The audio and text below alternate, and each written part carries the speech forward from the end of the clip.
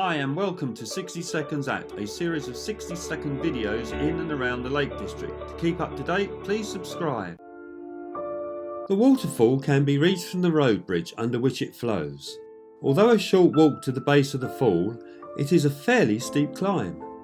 Once in the valley, you can look back on the fall itself. There is a bench to rest on and a wooden bridge slightly further down, both with a view of the falls.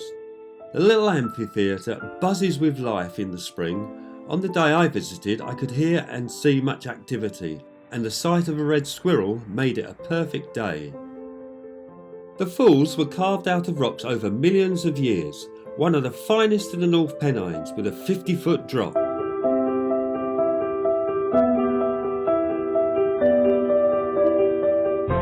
With spectacular views on both sides of the bridge, this is an amazing place to visit.